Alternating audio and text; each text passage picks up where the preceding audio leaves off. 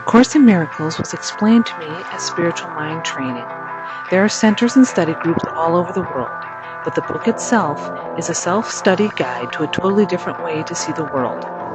The Course focuses on love, forgiveness, and knowledge in a way that blends this new way of seeing with Eastern philosophies and some gnostic ideas with Christian terminology. Some of these ideas are not new, but they are blended in a way that helps the students awaken to the truth that this world is of our dreams and is not real. The path is through love, forgiveness, and training the mind to quiet the ego so the Holy Spirit can be heard. A Course of Miracles sees miracles as everyday occurrences, just as love is a miracle. During my studies of this new way to perceive our existence, I was struck by the fact that this is a study of becoming a spiritual being, not just a physical presence here on earth. Just as most religious practices are not only dogma, concepts, and myths, A Course in Miracles holds a person's experience as a critical part of the process. I will share my experience with some of the students that have devoted their lives to this practice and my time at a weekend retreat. The book was written from 1965 through 1972 by Dr. Helen Schucman, a research psychologist at Columbia University. She channeled the book in shorthand and then dictated it to her supervisor, Dr. William Thelfort, director of Columbia Presbyterian Medical Center, Department of Psychology. Helen took dictation from an inner voice. She never claimed to be the author and remained somewhat undecided about the message until her death in 1981. I soon found I did not have much option in the matter. I was given a sort of mental explanation, though in the form of a series of related thoughts that crossed my mind in rapid succession and made a reasonable, coherent whole. She did not understand the events that led up to the writing and the process. As for the authorship or the voice that guided Helen, he reveals himself as Jesus Christ of Nazareth. This was another struggle for Helen, as she did not want to think of herself as religious. Even with the internal struggle that Helen had, she continued to write down what she channeled through her, and with the encouragement of Dr. Thelfort, they finished the transcript. The course then made its way into the public. First with photocopied manuscripts, then published in June of 1976 with the help of Dr. Kenneth Powell, who established the Foundation for A Course in Miracles. It has spread primarily through word of mouth, although has become more popular these days with a metaphysical or New Age approach to spirituality. The author and speaker Mary Ann Williamson has brought A Course in Miracles to the forefront with the book A Return to Love. She also has a radio show on Oprah's XM radio network that focuses on the daily lessons taught in the Course. A Course in Miracles is a book with 3 parts: a 650-page text that provides the philosophical foundation of the teaching, a 500-page workbook of 365 meditations for daily mind training, and a 90-page manual for teachers that adds insights that are more helpful to those advanced in the studies. The Course is a self-study, or what students call mind training. There are teachers and centers for studies, but no churches or hierarchy. The mind training is a daily discipline that focuses on seeing the world in a very different way and uses the vehicle of forgiveness to transform the self or to awaken. Daily readings and workbook exercises are recommended to spiritually awaken, as an untrained mind can accomplish nothing. In an interview, Dr. Kenneth Wapnick described A Course of Miracles as spiritual psychotherapy that comes to us in a Christian context. He goes on to explain, Jesus is the author, but has little to do with the Christian teachings of the last 2,000 years, and has nothing to do with the Jesus of the Bible.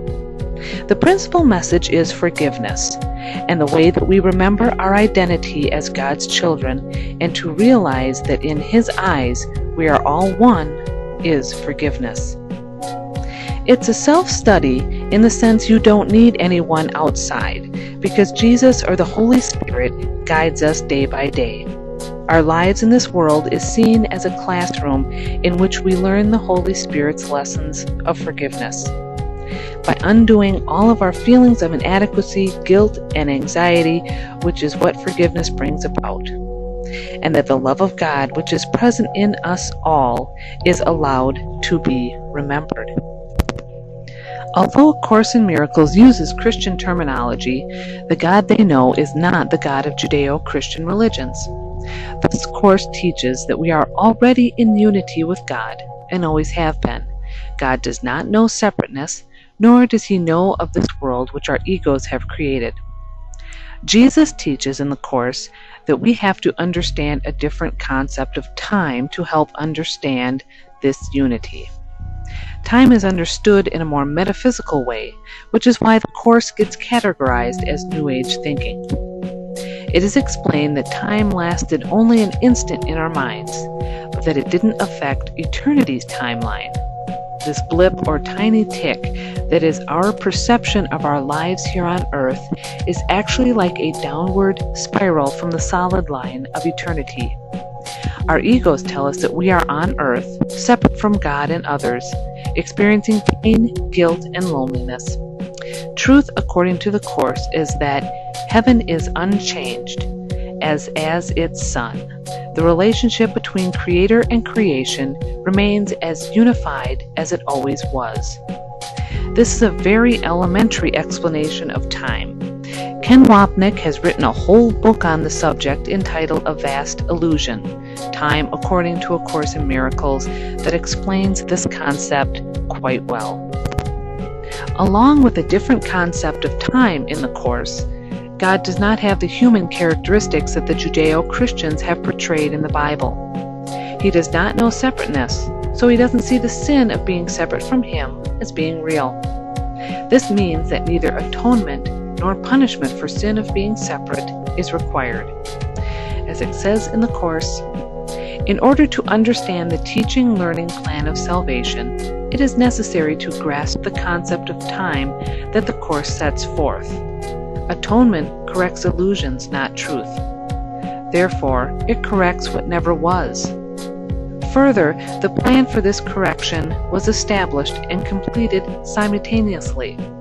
For the will of God is entirely apart from time. So is all reality being of Him. The instant the idea of separation entered the mind of God's Son, in that same instant was God's answer given. In time, it has happened very long ago. In reality, it never happened at all. God knows only love and perfection within the context of eternity, because that is exactly what He is, loving and perfect for all eternity, and without any of the human traits and emotions, such as vengeance, judgment, or anger that are depicted in the Bible. This made sense to me as I was taught that God is love and perfect.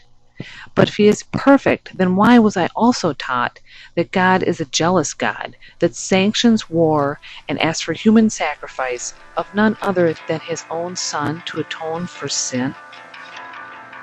A Course in Miracles explains that the Son of God seemed to fall asleep and dreamed a dream of separation. Christ's mind then became fragmented and separate from the source.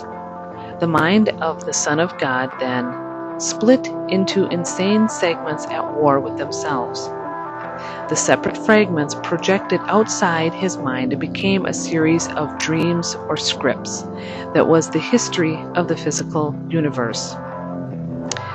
In the Course it says, "Into eternity, where all is one, there crept a tiny, mad idea, at which the Son of God remembered not to laugh.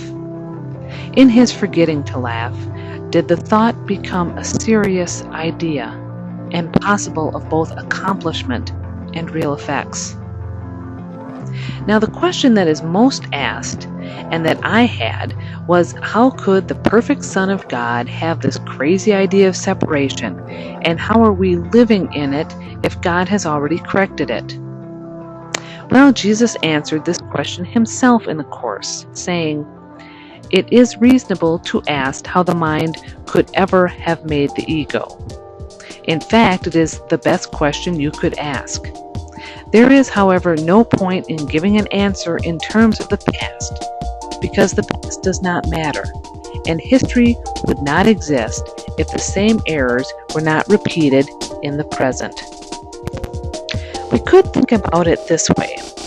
Why worry about how and why the separation happened in the distant past when you are still making the same choice to be separate in the present?